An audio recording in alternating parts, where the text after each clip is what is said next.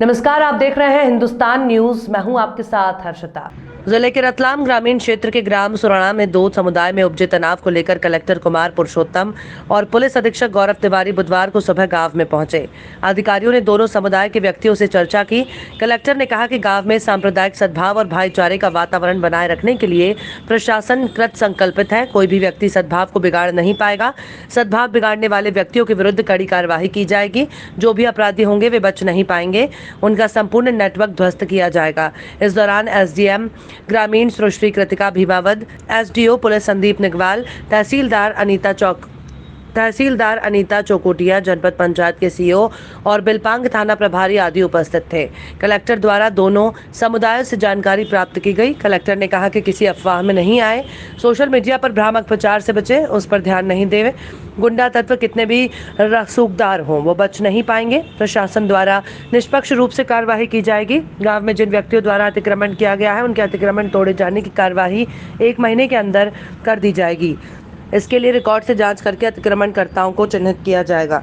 Collector ने कहा कि गांव में अमन चैन रहे, शांति रहे, इसके लिए कमेटी गठित की जा रही है जो तथ्यों की पड़ताल कर जानकारी देगी। उस आधार पर निर्णय लेते हुए प्रशासन द्वारा कार्यवाही की जाएगी। सांप्रदायिक सद्भाव की परंपरा रही है। मौके पे आके ये पता चला कि जो गांव में समस्या आमतौर पे होती है वही समस्या अतिक्रमण की है और कुछ पुराने समय में कुछ अपराध भी हुए हैं। कुछ लोगों के बारे में शिकायत थी कि आपराधिक तत्व के लोग हैं जो आए दिन बहुत छोटी छोटी हरकतें ऐसी हैं जिससे एक समाज उद्वेलित होता है। दोनों समाज को बिठा के सामने सुना गया। 2 चीज़ें बहुत स्पष्ट है। अतिक्रमण जो है शासकीय ज़मीन पर उसको हटाया जाएगा और उसकी एक समय सीमा 1 महीने तय कर दी गई है। दूसरा, जो भी आपराधिक रिकॉर्ड के लोग हैं उनका जिला बदर किया जाएगा। तीसरा, जैसे एसपी साहब ने कहा है कि गांव में चूँकि थोड़ा सा अविश्वास का माहौल अभी लोगों में है, इसलिए अभी यहाँ पे एक पुलिस चौकी अस्थायी 24 घंटे के लिए काम करेगी आगामी दिनों तक। और गांव के दोनों समाज के लोगों की एक 4 सदस्यीय कमेटी है, उसमें 2 शासकीय सदस्य के रूप में एसडीएम और एसडीओ पुलिस भी रहेंगे। दोनों पक्ष के प्रबुद्ध लोग चाहते हैं कि गांव में शांति रहे। शुरू में शांति से लोग रहते आए हैं इस गांव में। कुछ घटनाएं पिछले 2-3 सालों में ऐसी हुई जिससे अविश्वास का माहौल हुआ। नई पीढ़ी के लोगों ने छोटी मोटी हरकतें ऐसी करी, शरारती तत्व थे, जिसके कारण ये स्थिति उत्पन्न हुई।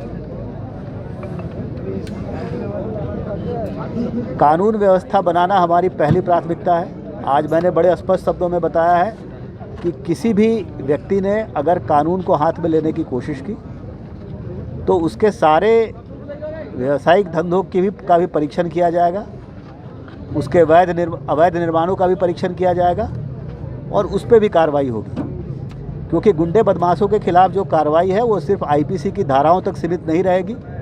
पुराने टाइम में भी आपने ज़िले में देखा है कि जिसने भी इस तरह की हरकत करी है उनके अवैध निर्माण को तोड़ा गया है। आज मैंने गांव में स्पष्ट रूप से बता दिया कि किसी की समाज के अगर किसी भी व्यक्ति ने उकसाने वाली हरकत की और अगर वो उसकी हरकत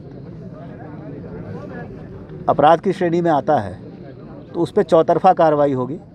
गांव में शांति बनी रहे, अमन चैन बना रहे, लोगों में भरोसा हो, ये हमारा दायित्व है और हम शांति भंग नहीं होने देंगे, ये मैं आपको भरोसा दिलाता हूँ।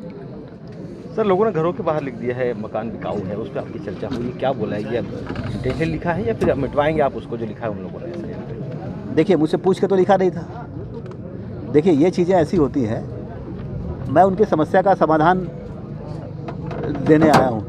मैंने पहले ही यहाँ लोगों से कहा कि किसी भी एक व्यक्ति को गाँव छोड़ के जाने की ज़रूरत नहीं है, हम जाने भी नहीं देंगे। प्रशासन का ये दायित्व है कि इस कारण से कि कानून व्यवस्था की स्थिति खराब है, किसी को गांव छोड़ना पड़े तो ये हम नहीं होने देंगे।